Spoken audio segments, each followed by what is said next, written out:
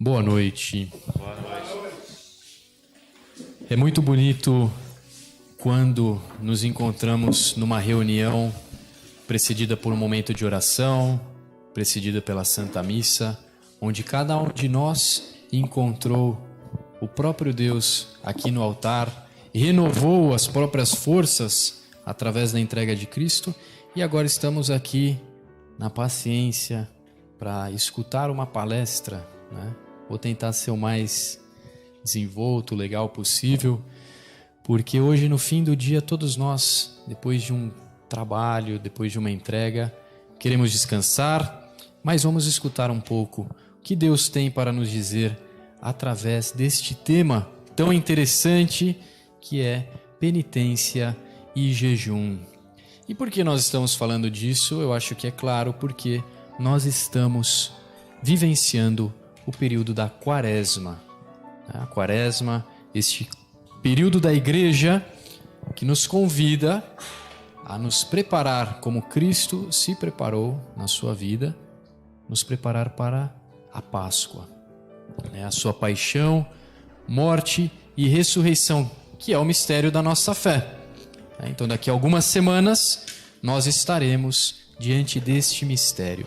E durante estes 40 dias nós estamos vivendo a nossa Quaresma. A Quaresma é um tempo litúrgico muito fértil para que nos aproximemos de Deus. Se existe penitência, se existe jejum, se existe oração e esmola, tudo isso é para que nos aproximemos de Deus, né?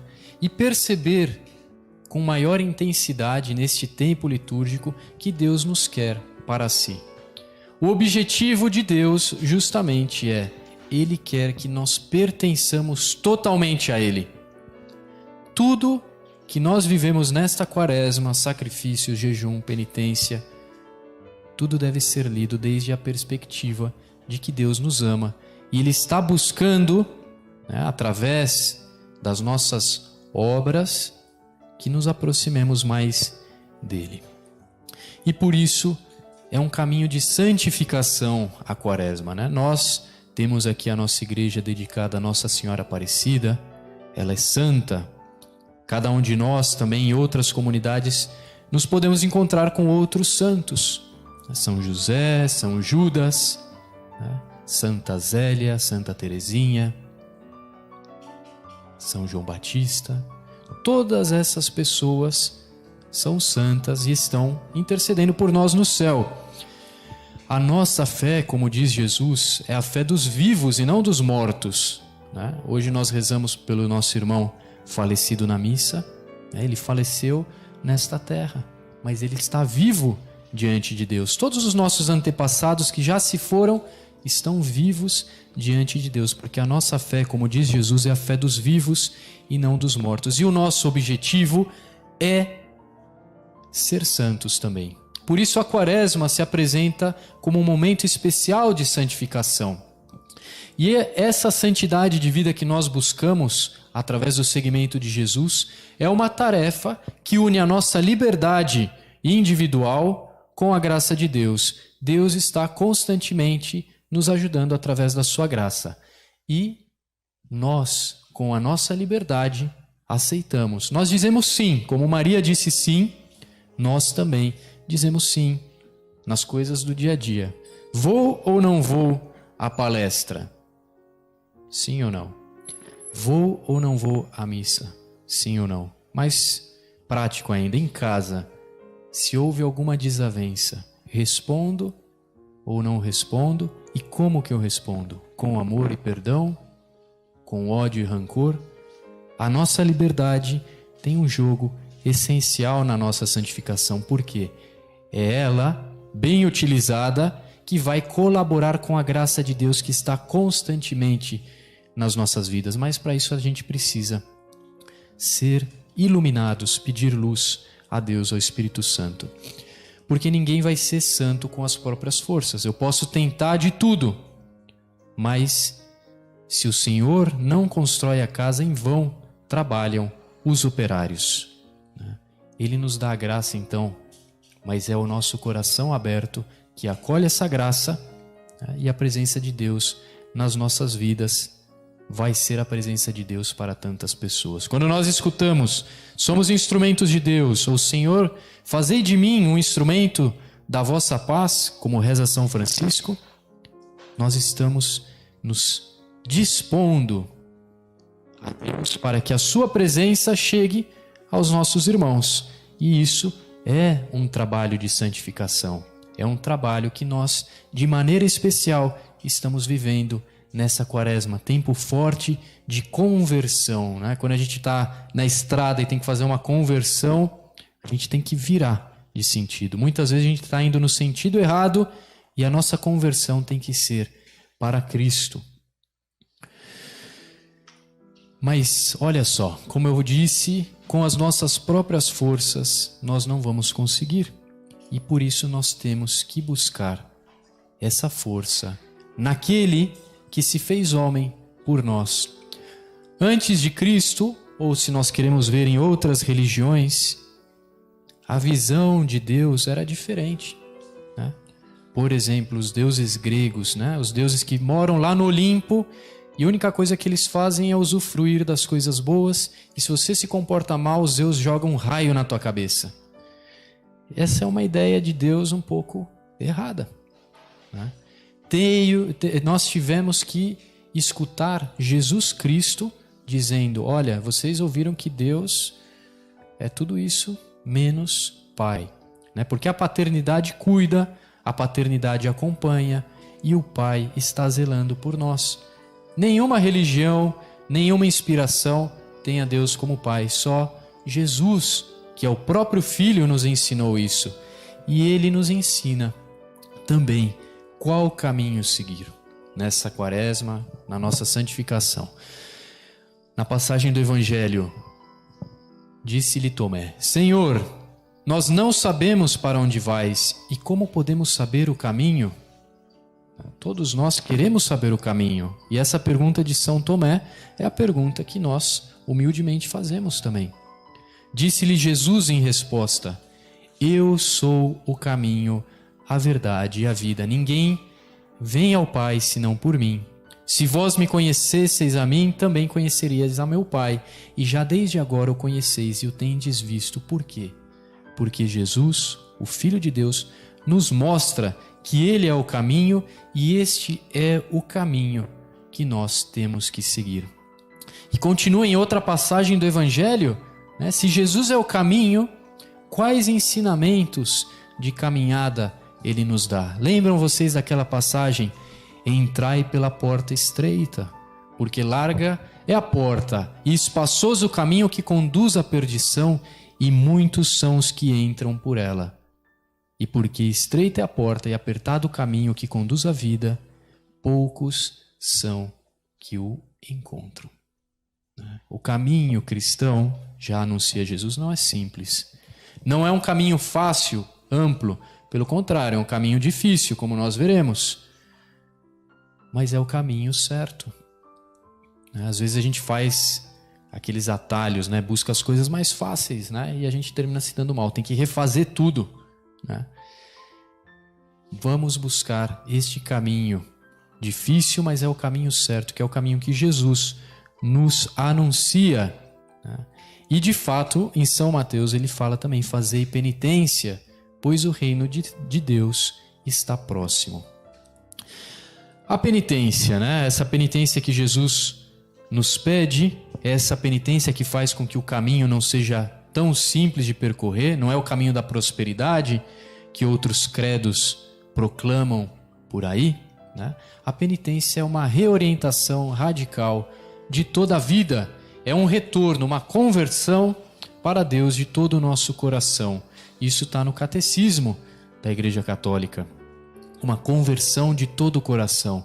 Não é só uma partezinha, vou hoje à missa, vou hoje na palestra e amanhã eu já vou para a bebedeira, vou para as festas de uma maneira desorganizada, esqueço de Deus, levanto sem lembrar-me de Deus. Não, Deus quer todo o nosso coração. E quando nós damos tudo, Ele abençoa. A penitência, então, é se reorientar, é dedicar este caminho à conversão. Já o dicionário, que muitas vezes nós utilizamos para nos indicar os significados das coisas, estudar para o vestibular, estudar para a escola.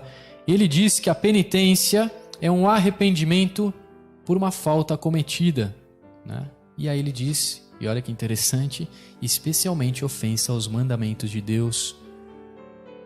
É uma pena, um castigo imposto para expiação dessa falta, né? Expiação com X é uma palavra muito utilizada nas Sagradas Escrituras, muito utilizada na Quaresma, né? Expiar é tirar as culpas, né? Já ouviram aquele bode expiatório, né? Essa expressão? Antigamente, né, o povo de Israel, o que eles faziam? Eles faziam sacrifícios, eles faziam entrega a Deus através de coisas materiais. E neste período de conversão que eles também têm, os judeus, né? Hoje em dia eu não sei se eles costumam seguir ainda essa tradição, mas através do sacerdote, eles colocavam todos os pecados do povo em um bode, né? O bode expiatório que expia os pecados. E esse bode, que carregava todos os pecados do povo, era mandado para o deserto, onde vivia o demônio Azazel e o consumia. É uma simbologia, né, utilizada pelo povo, porque este povo ainda estava esperando o Messias. Ainda hoje os judeus estão esperando, eles estão no ano 5000 e algo, eles não acreditaram em Jesus. Apesar das obras que Jesus realizou, curas, milagres e a maior obra que é a sua própria ressurreição, eles não acreditaram e eles continuam buscando expiar os pecados. Nós recebemos a total expiação dos pecados na cruz. Cristo nos redimiu. Agora nós temos que unir as nossas vidas a Ele para que tudo isso se realize, né? Então, por isso nós temos o chamado à penitência, essa conversão, doar todo o nosso coração a Deus, né? E essa pena do nosso pecado que seja expiada. Tem um escritor sagrado, doutor da igreja, que eu gosto muito, se chama Santo Tomás de Aquino. E ele diz que fazer penitência é doer-se de algo cometido anteriormente. Ou seja, eu fiz algo que não agradou a alguém e eu fico com esse remorso, essa dor, né? E eu faço essa penitência. É um ato da vontade. Eu decido, né, porque eu fiz algo errado, eu decido fazer uma penitência. Eu poderia viver com a consciência sem ser avisado. Eu posso ter uma consciência laxa, né? Uma consciência que não está nem aí com nada. Mas eu que sou cristão, eu que me arrependo, eu decido fazer um ato de vontade, fazer penitência. Neste caso, se eu quero me arrepender, se eu decido, né, implica uma escolha, né? E essa escolha é um ato de virtude. Não sei se aqui vocês já falaram sobre as virtudes, né? A gente escuta muito falar, o que é uma virtude? É um ato bom, é um ato persistente no bem. O contrário da virtude é vício, que é um ato mau, é um ato persistente no mal. A vida cristã, ela fala muito das virtudes, porque justamente como que a gente manifesta a nossa fé? Como que a gente fala, eu quero amar a Deus no concreto? Através das obras, né? Foi o que a gente leu no Evangelho, as obras de Deus. Eu tenho que fazer essas obras de Deus.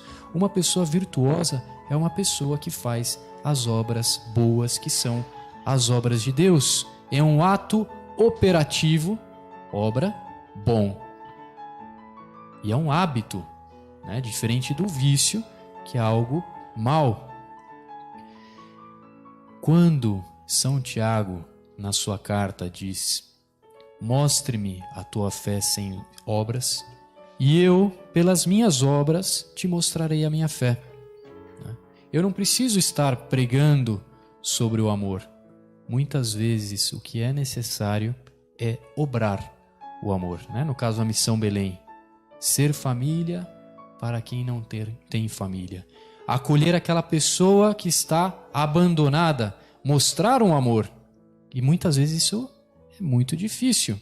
Quem não está acostumado a lidar com as pessoas de rua sente a repugnância, porque essa pessoa está vivendo num ambiente de pecado, de droga, de prostituição, de sujeira. Mas Deus precisa de instrumentos de amor para que exista o resgate. E somos todos nós que temos que nos dispor a essas obras de amor, a essa virtude, né? Do latim virtus, quer dizer força, né? Qual é a minha força? A minha força é a de Deus, das obras de Deus. Pertence, porém, à reta razão, ou seja, a um pensar claro, a um pensar digno, a um pensar correto, que alguém se doa daquilo que se deve doer. Então eu tenho que me doer. A minha dor deve ser de algo ruim que eu fiz. E isso acontece na penitência.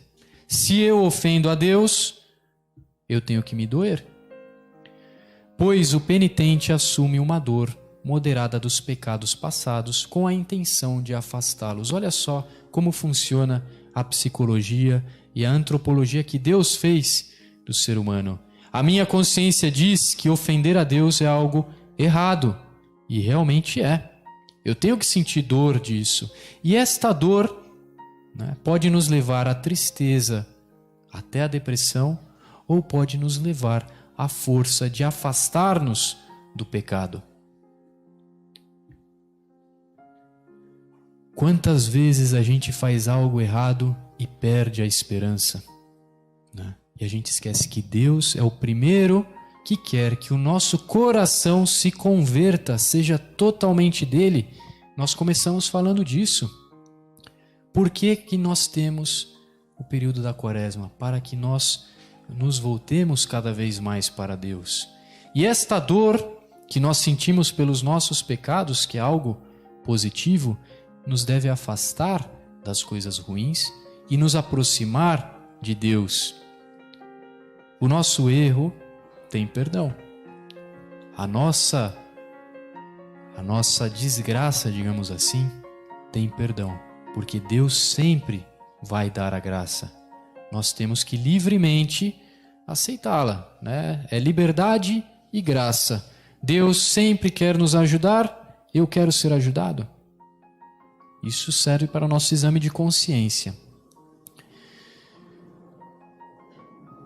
E por isso nós voltamos àquela mesma ideia de fazer as obras de Deus.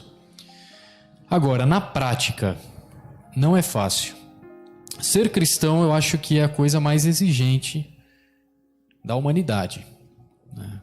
Nós já nascemos numa comunidade cristã, nós podemos professar a nossa fé, né? Porque muita gente deu a vida para que a nossa fé fosse presente aqui no Ocidente. Mas os nossos irmãos no Oriente Médio, no Oriente Longínquo, estão sofrendo perseguição ainda. Ser cristão é um caminho para pessoas fortes e corajosas. É uma missão dentro do mundo, né? Quando Jesus fala, ide pelo mundo inteiro, batizai a todos em nome do Pai, do Filho e do Espírito Santo, pregai a boa nova, o Evangelho. Imagina só aqueles 12 pescadores, quem mais estava lá escutando. Você fala, o que eu vou fazer? Eu vou sair daqui e vou começar a falar o quê? Teve que vir o Espírito Santo, eles estavam todos medrosos, escondidos lá no cenáculo, com Maria, que os reunia. Veio o Espírito Santo e encheu o coração dos fiéis da virtude, da força, da coragem para testemunhar. A palavra testemunho é interessante, no original grego é mártir, martirem. O mártir é aquele que testemunha, aquele que dá a vida. E não foi fácil para Pedro, João, Tiago, Bartolomeu, Judas, sair por aí e falar, olha, eu conheci um homem que foi condenado, foi crucificado, morreu, mas ressuscitou. A gente tem o relato de São Paulo falando isso e todo mundo fala, você está louco, volta, depois a gente vai escutar você, mas hoje não. Como que ressuscita? Né? Ainda mais os gregos, né, que eles não gostavam do corpo, eles achavam que o corpo era uma prisão para a alma. A alma se liberta e depois volta, ressuscita. Qual que é o sentido disso? O sentido da ressurreição é a vitória, né? Lembram vocês que em Gênesis, quando os nossos pais pecaram, o que Deus fez? Ato seguido, uma promessa. Gênesis 3,15. Virá alguém que vai redimir tudo isso que vocês fizeram, tudo que a humanidade tem feito. E este alguém será picado pela serpente e morrerá, mas não será vencido. Ele vencerá. É tudo misterioso. E durante anos e anos e anos, Deus foi preparando o seu povo em Israel. Esse mesmo povo que a gente leu na primeira leitura, que já estava adorando o bezerro de ouro, mal tinha recebido os mandamentos, já estava adorando. Como nós, o nosso coração é assim. A gente larga a mão, a gente começa a adorar alguma coisa. Né? Qual é o nosso bezerro de ouro? Muitas vezes nem é material, é espiritual. Nosso cargo, nossa beleza espiritual, né? Nossa inteligência. Ou material, nosso carro, nossa casa, alguma pessoa. Nós somos adoradores por natureza, só que o problema é que a gente adora as criaturas. Nós temos que adorar a Deus. Então, nessa promessa, onde Deus diz, alguém vai vencer a morte, o povo foi se preparando até a vinda do Messias, Jesus Cristo. E aí começa um novo estilo de vida, né? Jesus, 20 minutos para falar ou 20 minutos que eu já falei? Então, tenho 10. Tenho 20 ainda. Ixi. É penitencial para vocês, eu sei, mas estamos na quaresma. Ser cristão não é fácil, é um caminho para corajosos. Olha só essa passagem. Ouvistes o que foi dito, olho por olho e dente por dente. Eu, porém, vos digo, não resistais ao perverso. Mas se alguém te ofender, com um tapa na face direita, volta-lhe também a outra. E se alguém quiser processar-te, tirar a túnica, deixa que ele leve também a capa. Assim, se alguém te forçar a andar 1 milha, vai com ele 2. Dá a quem te pedir, e não te desvies de quem deseja que lhe emprestes algo. Ame os que o odeiam. Isso só tem no cristianismo. É difícil? É.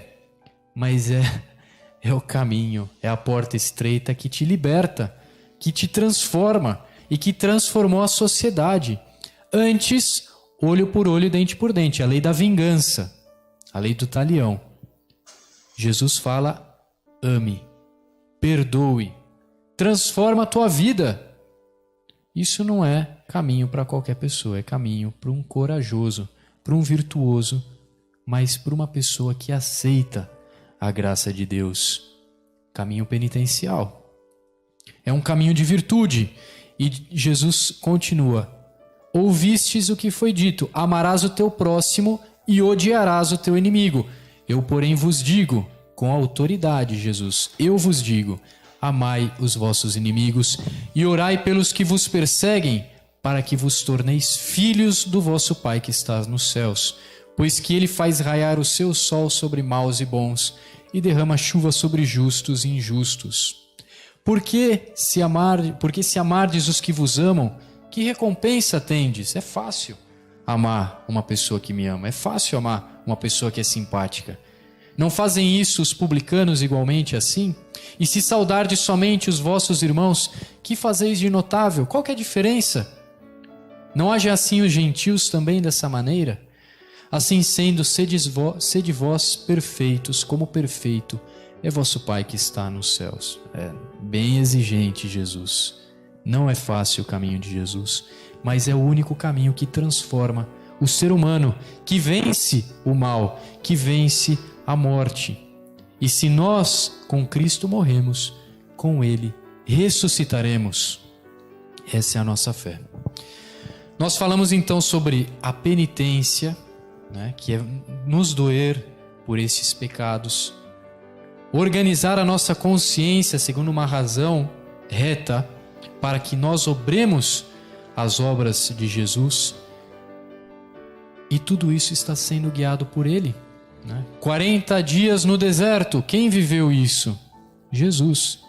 Nós vivemos a nossa quaresma de 40 dias no deserto. Qual deserto, né? Nós vivemos no bom e no melhor, né? Nós temos de tudo, porque nós podemos buscar isso. Só que a igreja, relembrando o próprio Jesus que vivenciou isso, nos diz: para um pouco. Vamos olhar para dentro, vamos ver como nós podemos converter o nosso coração para Deus. Isso é a penitência. Uma das formas de penitência, né, é a esmola, outra é a oração e outra que nós falaremos hoje é o jejum. Como nós podemos recordar, através de algo, de uma pena, de uma dor, que nós estamos caminhando como peregrinos nesta vida para Jesus? O jejum é uma prática muito antiga, ou seja, eu deixo de comer, eu me abstenho do alimento, de alguma maneira, para reparar uma injustiça cometida. A penitência, sendo essa reparação, esta pena que eu estou pagando, pode ser feita através do jejum, né? A penitência não deve acontecer apenas na cabeça, nos meus pensamentos, ela tem que ser exteriorizada em atos, mostrar a nossa fé com obras, né? Esses atos devem ser atos de amor e deve ser sempre um compromisso em prol do próximo, porque toda a nossa fé nos convida a amar, servir ao próximo. E essa maneira concreta de jejuar é algo muito importante. Por quê? O nosso corpo, ele tem um instinto, né? Nós queremos sobreviver. Na criação, Deus fez uma hierarquia natural. Seres inanimados e seres animados. Uma pedra é um ser inanimado. Uma planta é um ser animado, ou seja, tem uma alma, né? Um cachorro é um ser animado, tem uma alma. Um ser humano é um ser animado, tem uma alma. Qual é a diferença da alma da planta, do cachorro e do ser humano? A nossa alma, ela é espiritual. É uma alma aberta ao infinito, a conhecer a Deus. São Paulo nos diz: corpo, cuida do teu corpo, saúde, alimentação. Alma, cuida da tua alma. No nosso caso, a nossa psicologia tem que estar bem cuidada, tem que estar repleta de coisas boas, para não decair em depressão ou alguma outra doença. Mas espírito, cuida do teu espírito, ou seja, se deixe guiar pelas coisas de Deus. A nossa alma é espiritual, ou seja, ela está aberta às coisas de Deus. E por isso nós estamos fazendo conscientemente uma penitência que é o jejum.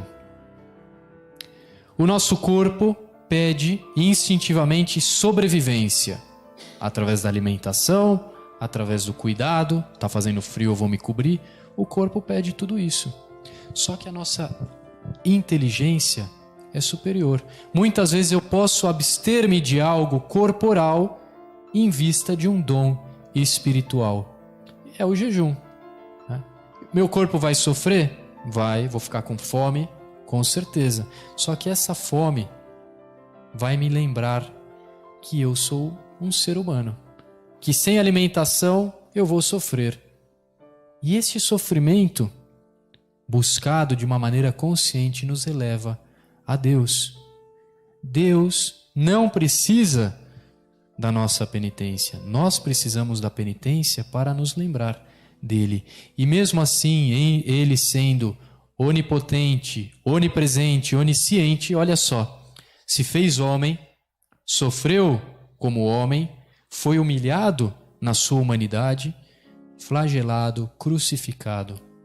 Tudo isso por nós. Não era necessário, no sentido prático, Deus poderia fazer assim e tudo está resolvido. Mas Ele se compadeceu conosco. Aquele catecismo dos jovens, o Yucat, ele fala assim: que possibilidade há na igreja de perdão dos pecados? E responde: o perdão dos pecados acontece fundamentalmente no sacramento do batismo, né?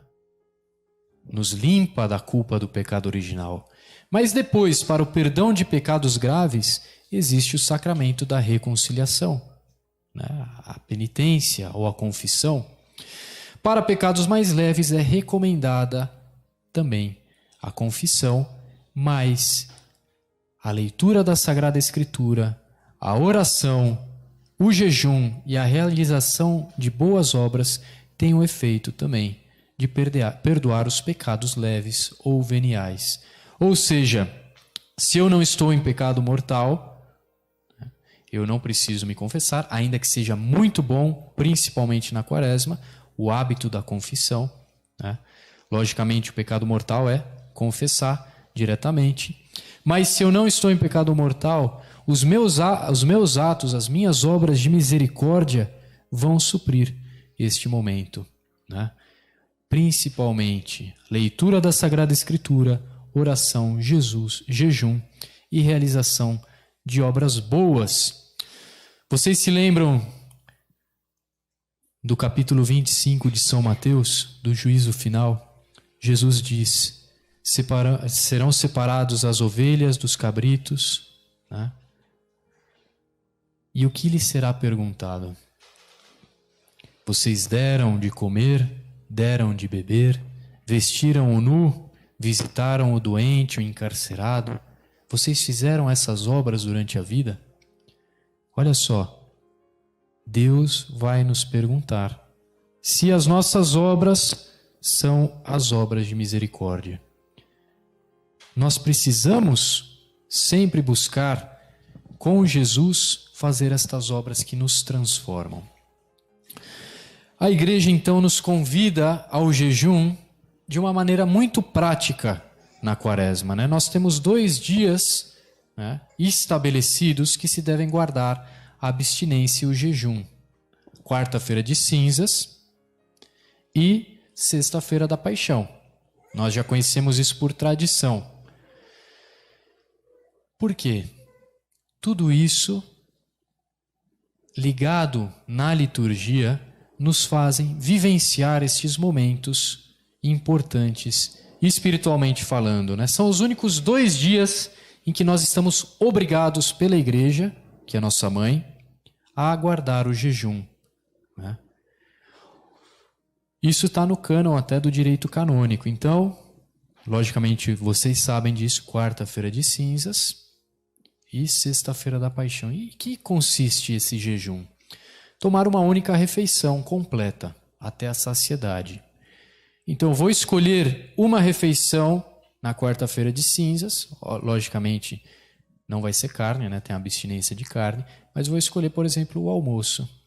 Além dessa única refeição, eu vou ter as outras 2 refeições de uma maneira ligeira e bem modesta ao longo do dia.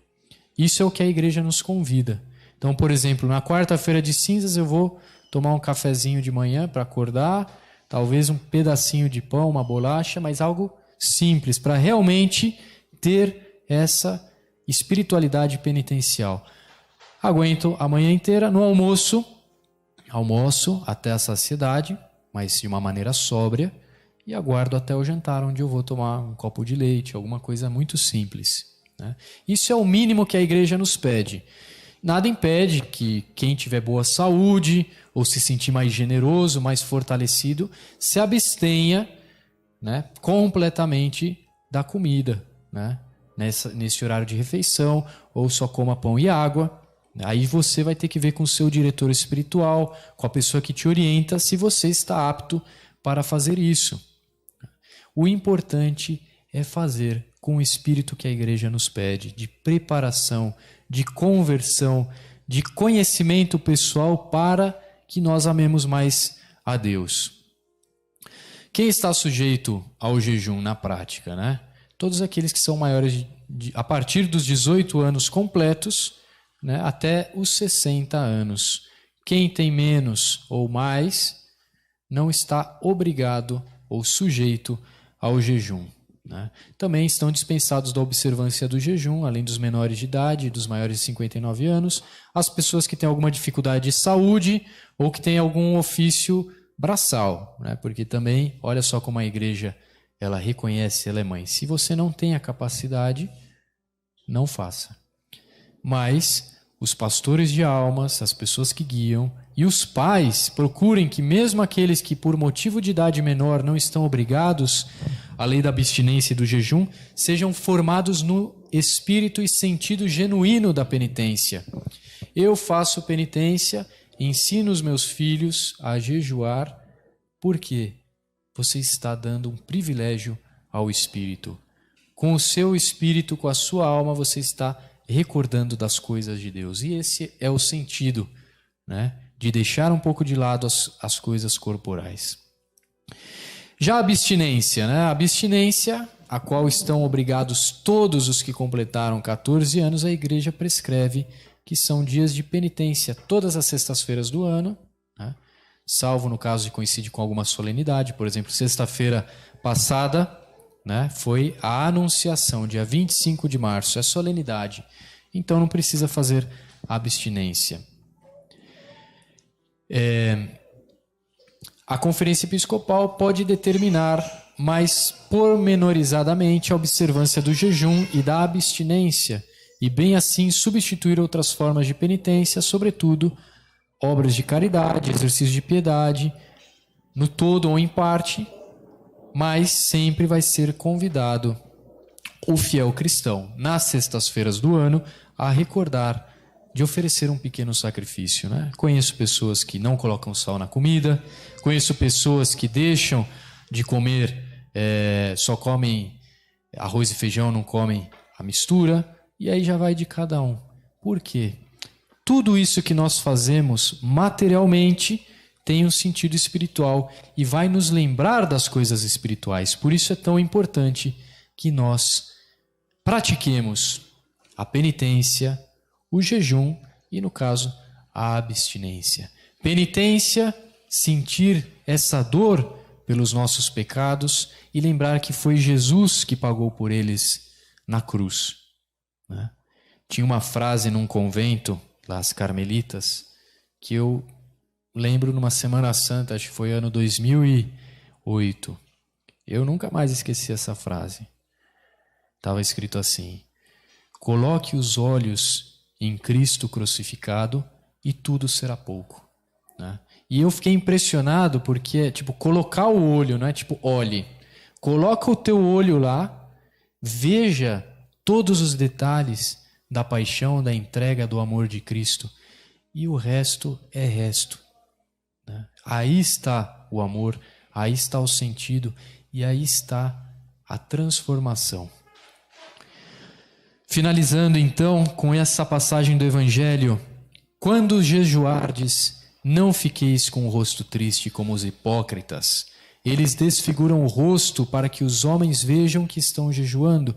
Em verdade vos digo, eles já receberam a sua recompensa. Tu, porém, quando jejuares, perfuma a tua cabeça, lava o rosto para que os homens não vejam que tu estás jejuando, mas somente o teu Pai que está no oculto. E o teu Pai, que vê o que está escondido, te dará a recompensa. Desejo a todos uma santa quaresma, rezemos uns pelos outros, recordemos os nossos propósitos materiais ou espirituais durante essa quaresma: não comer chocolate, não beber álcool, mas também aqueles: não falar mal de ninguém, não pensar mal de ninguém, fazer uma obra de caridade. Tudo isso está nas nossas mãos, nas mãos da nossa liberdade, colaborando sempre com a graça de Deus. Uma boa noite a todos, Deus nos abençoe.